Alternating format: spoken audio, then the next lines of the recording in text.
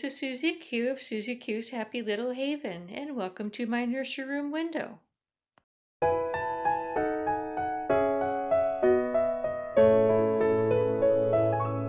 a couple of weeks ago, I did a Thanksgiving tag, and which I had about, I think it was about 15 or 20 questions, and anyway, I was asking everyone what their favorite, their choices of Thanksgiving food was. And one of my dolly friends named G-Mom, and her name is Gwen. Gwen asked me if I could do a cooking video and show everyone the different dishes that I cook. In the meantime, I've had a lot of my other dolly friends ask me to do, to show them certain dishes. And so that's what I'm going to do today.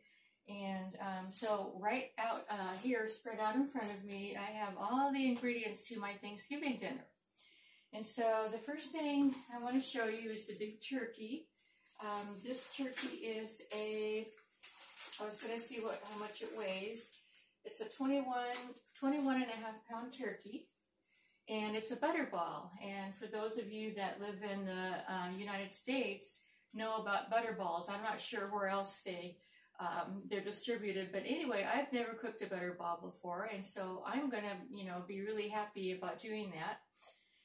So here's the turkey, and then here's the ingredients for the stuffing, and that is bread, and we have celery, onion, and butter. And then I'm going to bring some seasonings too. I always like to put things like sage and poultry seasoning and stuff like that in there, but we'll do that later.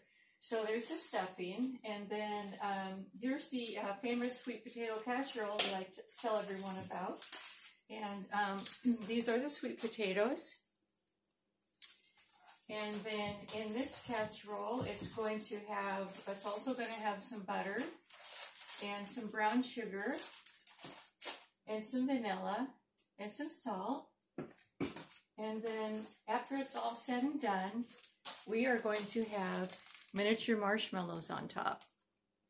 That's my favorite part. They get all toasty when they bake in the oven like that. So next we'll be doing the green bean casserole. And the green bean casserole is 2 packages of fresh green beans. And I got 2 packages of these because I'm going to do like a double recipe in a big 13 by 9 by 8 inch pan. 13 by 9 by 2 inch pan. There's blooper number 1. So we'll have green beans. I like to add things, and so I'm going to add sliced mushrooms. And we're going to have, some chopped onions. And then I also like to add chopped up ham. And I grill the ham and the onions together and add that to the green bean casserole. And part of the green bean casserole is also this cream of mushroom soup. And then this is my favorite part of the green bean casserole, and these are the French fried onions.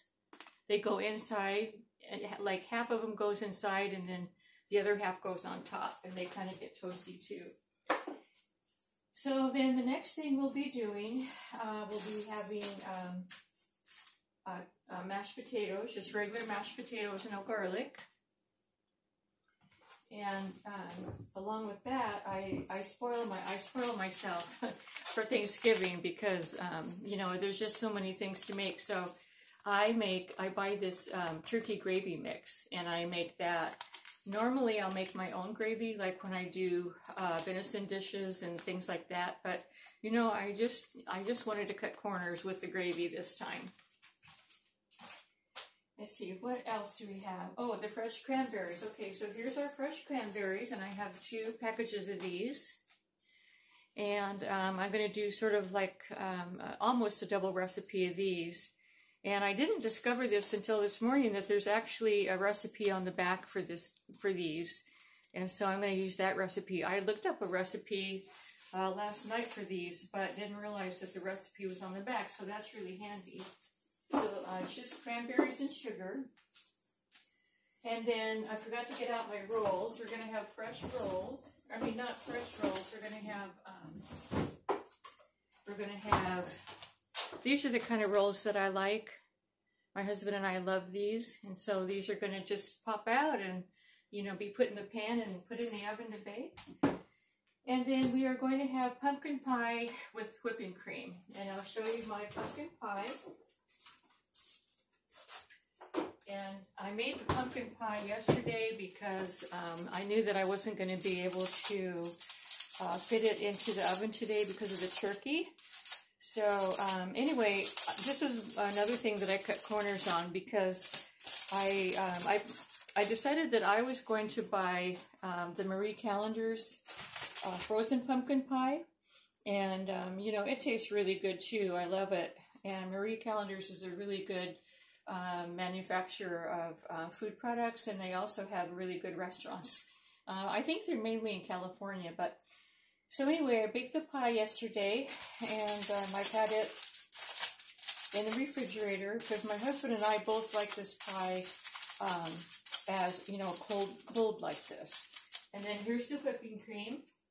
Love to play with this stuff. I just make mountains and mountains of whipped cream on top of my pie. So let me go ahead and put these back in the fridge.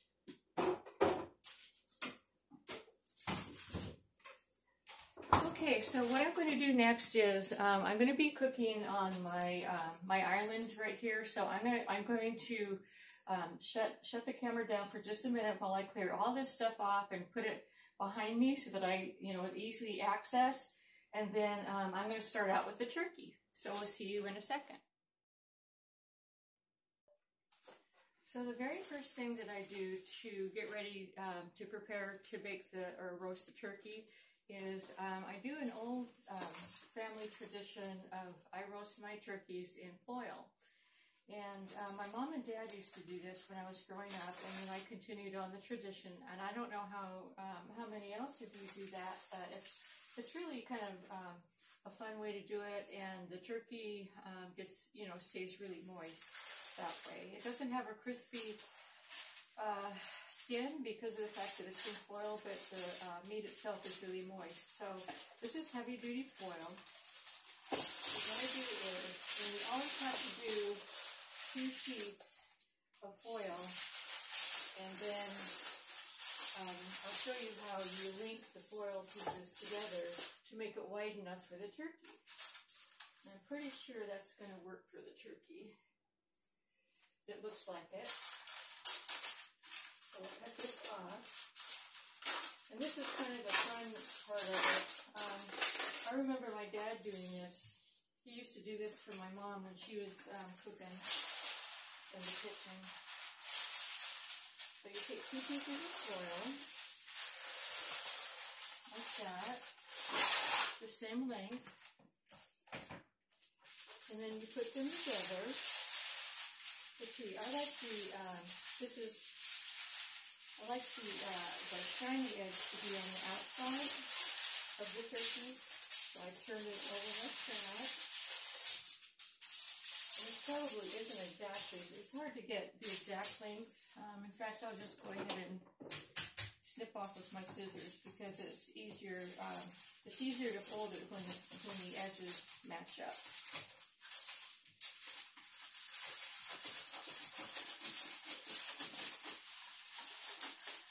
Okay.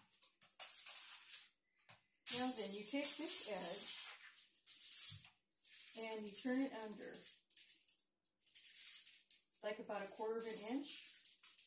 Sort of like when you're doing, for those of you who sew and you're doing a hem, you turn the first portion of it under 1/4 inch, But this is, you turn this first portion under 1/4 inch with the 2 pieces together like this. You go all the way across, and then you turn it under again. And this is just, basically you're just linking 2 pieces of foil together to make the foil wider. And so I like to turn mine under at least 3 times just to make sure it doesn't leak out the edge. So I'm going to do that one more time.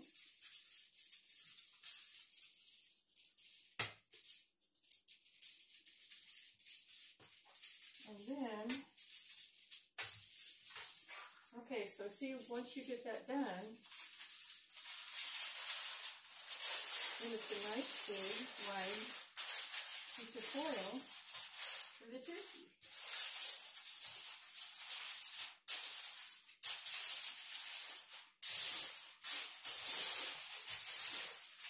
Okay, and then what I like to do, and you know, I'm not sure what my parents used to do, but I like to spray the foil with pan because I don't want the turkey to stick, you know, on the foil. So that's just what I do.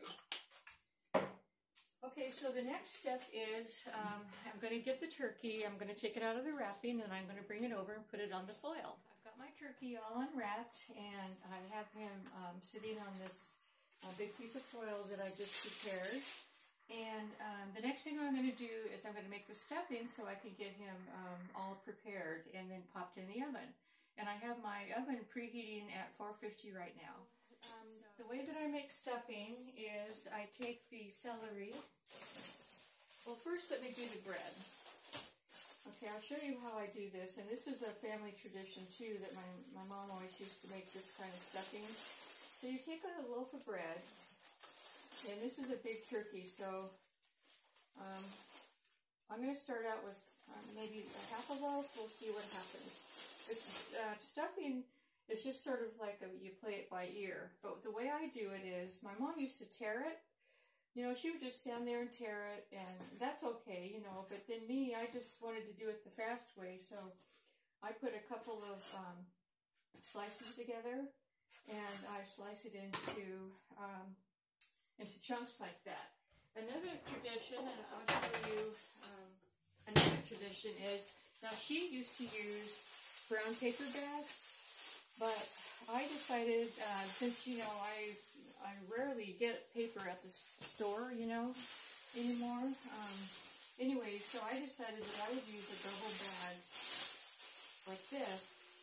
And what I do is I fill the bag with the bread cubes, and then I sprinkle the bread cubes with the seasoning, and then I put all the ingredients, you know, like the onion and everything in there, and then I shake it all around, and that's how I do my stuffing. So I have all my bread cubes all cut up like that in little squares, and so I don't measure my poultry seasoning or my sage. I just dump it in until I think, you know, it looks good and it smells fragrant. Use the other side. I like a lot of this these two seasonings on my in my stuffing. I mean, it's just, you know how, for those of you that make your stuffing this way, you know how good it is. So that was sage, and then this is poultry seasoning. And I'll show you what I do, the way that I mix this up. I'm going to do like a half plus a little bit more of pepper. I measure those because, like, you don't want too much heat, you know. And then I always measure salt because I don't want it too salty. So what I'm going to do is just use you know, the recipe I think is would have called for 2 teaspoons, but I don't like my food too salty. So anyway, let me move these over here. And so this is what I do. I put all those seasonings in there, and then I close the bag, and I shake it. And then that way, everything gets all, you know, stirred in there. Now, the other way that you can do this is you can put it in the bread cubes in a big bowl, and then you can pass it around, you know, with a spoon, or, you know, however you want to do it. But this is just the way I did it because my mom used to do it in a big brown paper bag. Oh, that's really nice. It really smells nice. But I think it does need, I think it might need some more seasoning. Let me go ahead and put some more. I'll go ahead and put the more poultry seasoning in. Poultry seasoning is basically just a mix of several different seasonings, so that should take care of it.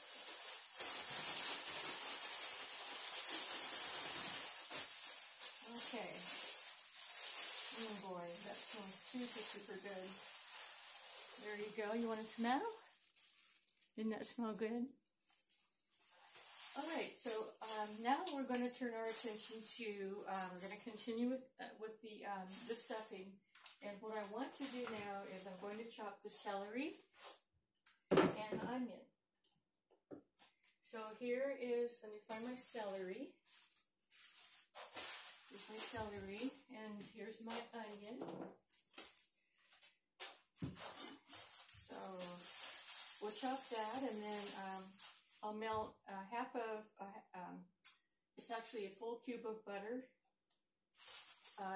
in a skillet, and we'll be sauteing that. But a trick of the trade with celery, when you first buy it from the store, if you wrap it in paper towel like this, it'll keep it super, super nice and super crispy for a long, long time. And so that's what I do.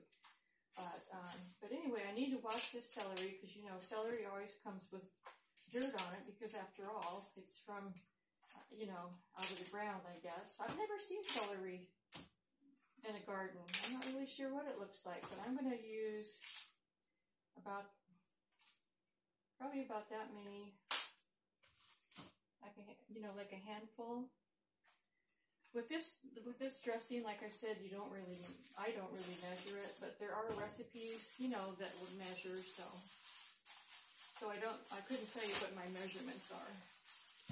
But I'm gonna go ahead and go over to the sink here and wash the celery, get all the dirt out of there, and then I like to dry my produce and fruit after I get done washing it, just because, you know, if you don't, it just adds extra liquid, and it just feels neater that way too. So I'm going to switch places with the bread cubes so that you can see how I do this, and I'm going to bring my skillet over here too, because as I cut the celery, I'm going to put it in the skillet as well as the onion.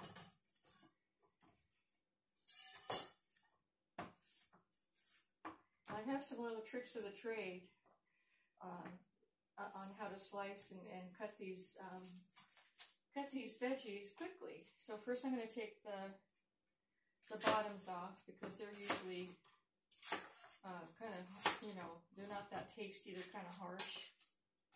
I'm putting everything in my sink I'm using my sink as my trash can, the one side. Okay, so here's a trick of the trade. If you want to cut diced celery really quickly, you take a knife and you slice it about 4 times down the length of it, like this,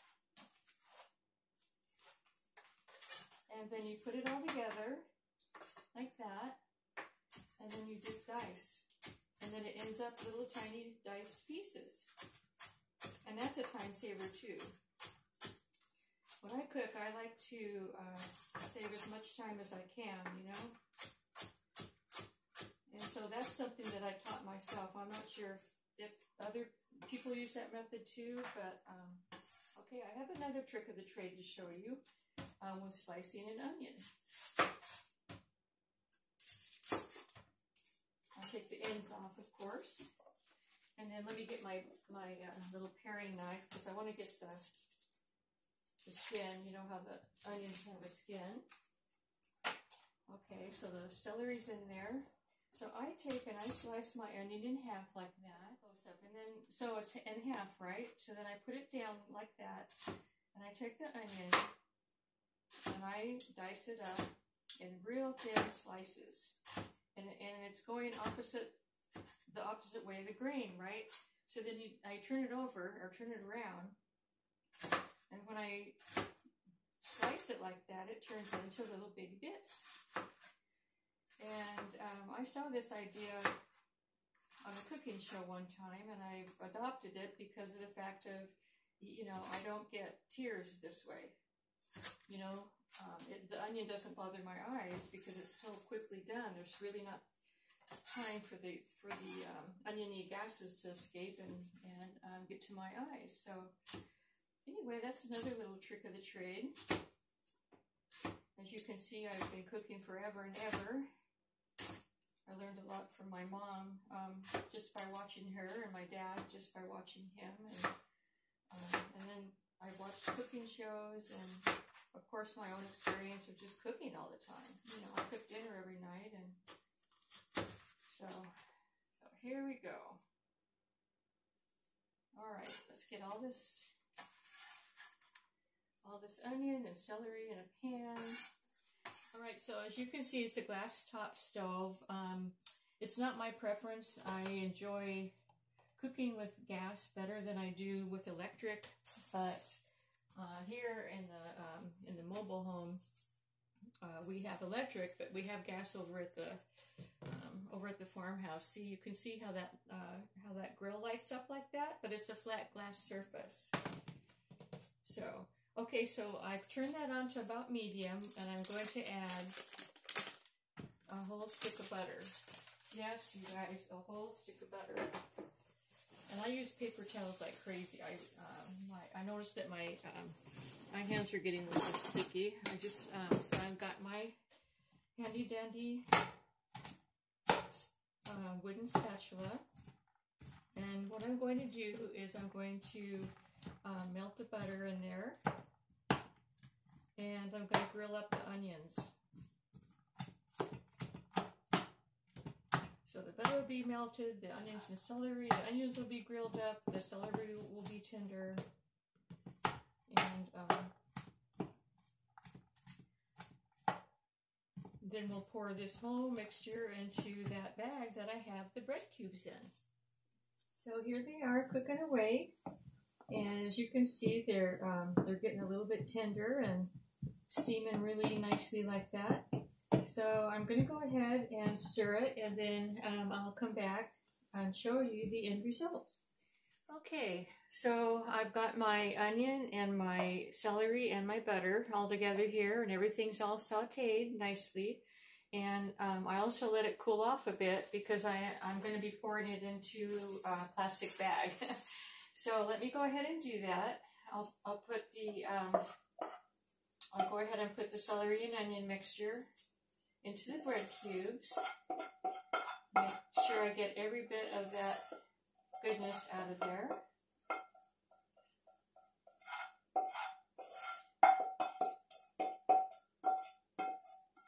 And then I'm going to add a surprise element that you might not be expecting. But I'm not going to put it right on top of the on the hot celery and onion. Okay, so I add an egg. And what that egg does is it binds the stuffing together and makes everything, stick really nice together like that. So I'll take this egg and I'll crack it inside of this bowl and I'll stir it up a bit. That's how that works.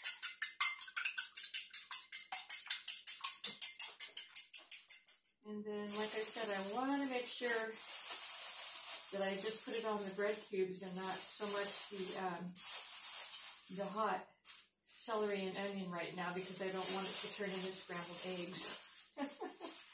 All right. Get all that onion off of there. Okay, so we'll pour this inside the bag. Now, like I said, my mom used to use a brown paper bag, and that worked really good too. I used to use paper bags as well before they went to plastic. Paper works good too. I used the nice fragrant bread cubes that are all mixed up with the onion, celery, butter, the egg. And that is going to go inside the turkey. So let me put this aside back here for a minute. And I will bring the turkey back out. And I wanted to show you another trick of the trade that a lot of us do with the turkey, the wings. What happens is if you leave the wings out, they'll poke through the foil. So what you do is, if you want to avoid that, you just take the tip of the wing and you tuck it underneath. It's kind of hard to do, But you tuck it underneath the turkey bird like that. And that way you don't have that issue.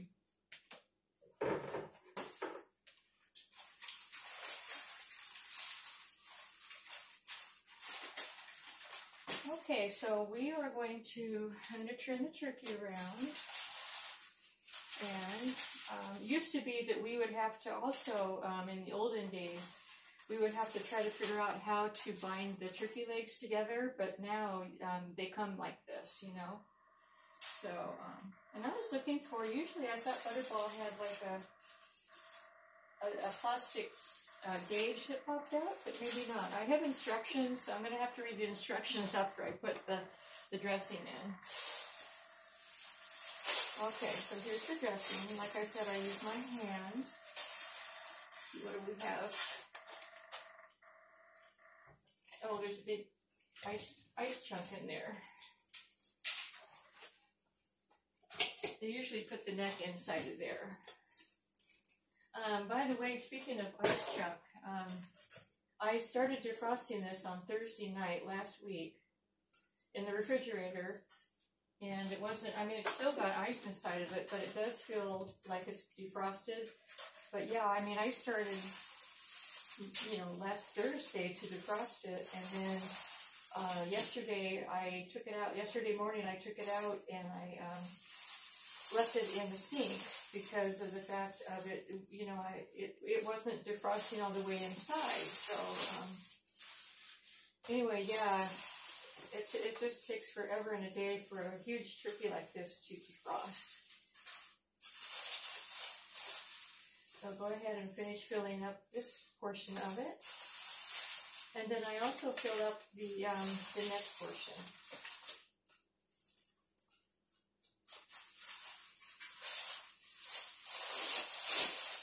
This is kind of a fun part. I use my left hand for a lot of things for some reason. I don't know why, but I do. I guess because it just seems, I'm a right-handed person, but my left hand tends to want to do things for me at times. Okay, so that's stuffed really nicely, and we'll go ahead and turn them around. And let's see, I think, let's see what we'll do here. I guess I'll turn them upside down. Now see, now I'm going to be using my right hand. Stuff this portion, and you know, a lot of people that are vegans might find this uncomfortable, and so what I'm going to do with my video is I'm going to separate each item that I do so that you don't have to, like if you're a vegan and things, you know, meat and things like that bother you, then you won't have to watch that portion of it, because I'm aware of everybody's taste. And by the way, I did use that whole entire loaf of bread, and I'm glad I did, because look at this. I mean, I barely had enough to fill this entire turkey. Usually I have leftover that I need to put in a little dish and cook it on the side, but this time, nope. Okay, so now I have another thing that I'm going to do that's kind of fun, and that is, let me check this inside. Usually what I do, and I forgot to do that, but I'm just going to do it this way, I'll take those long wooden sticks, and I poke them through, and then I truss it, but I didn't remember to do that today, so I'm not going to do that. It'll be all right. Okay, so now we'll turn it back over. Oh, it's heavy. This is a heavy turkey. Okay, so I'm going to get some paper towels, and because of the fact that the next thing I'm going to do is I'm going to take melted butter, and I'm going to brush melted butter all over the turkey, and so I want to get all the moisture off of the turkey so that the butter will stick. And that's just something that I do too.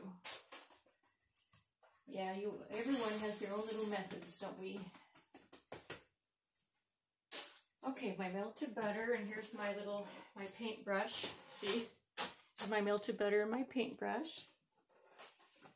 So I'm just going to go ahead and, you know, it just adds taste. And then what I'm going to do is I'm going to get some more poultry seasoning, sage, and rosemary. Now, rosemary is something that is super good on poultry. I hope it's not too far away, you guys. My camera. I was having, I was trying to figure out, you know, where the best place to put my camera, and so that you could see, and so hopefully this works out for everyone. And then I'm going to go ahead and go on the other side. Make sure that I get every little bit. This is a whole half a cup of butter, you guys. It's a whole stick of butter. Yep, I splurge on butter. This is actually, you know, imperial margarine, but I splurge on that whenever I'm cooking because it adds such a good flavor, and, you know, it's just good. Probably if I was roasting it without foil, it would make it nice and brown. And I'm going to add some in the stuffing area too, just to make that more moist in there. So I'll just go like this, and this is going to be one great turkey bird. Just put the rest of it in there. Yeah, there we go. All right, let me see what would be the best way to, I'm thinking to wrap this turkey. Yeah, I'm going to do it this way. We're going to fold them in, so we're going to fold them up like this. Oh, I almost forgot my seasonings. Okay, here's my rosemary. And like I said, rosemary is just so good on poultry, chicken, whatever, you know. It smells nice, it tastes really good. And so I'm not lean on rosemary either. And then I'll go ahead and bring my poultry seasoning back out and sprinkle some of that on. If I can get the lid off.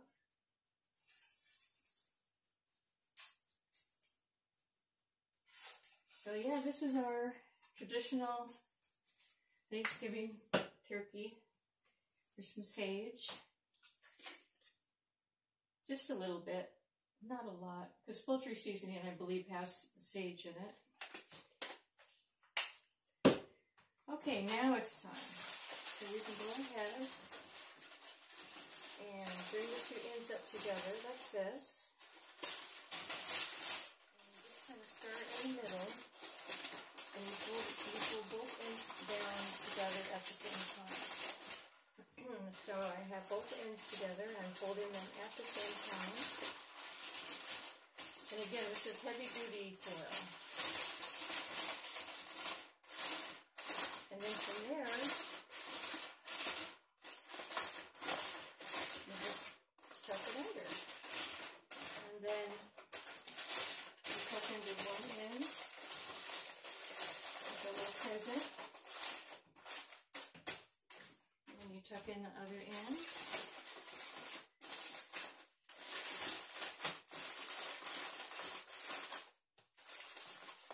Okay.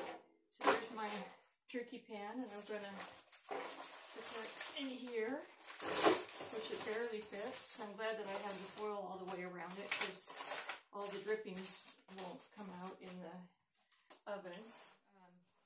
What I'll do with the cookie sheet is I'll put foil in it, because that way it's easy cleanup. Foil is my best friend when I'm cooking.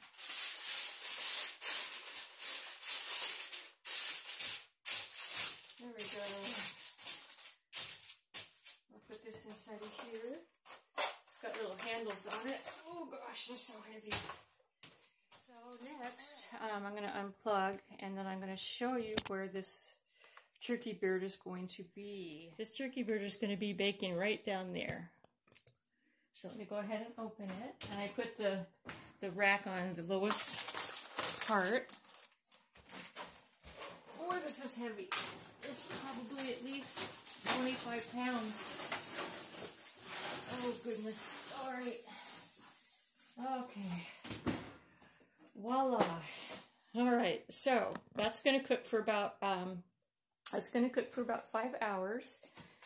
And while that's cooking, whoops. And so while that's cooking, I'll be doing my, next thing I'm going to do is my cranberry sauce. So that's next. Then I'll do my sweet potatoes, my green bean casserole, and all the rest of the things. But cranberries are next, so see you in the cranberry section.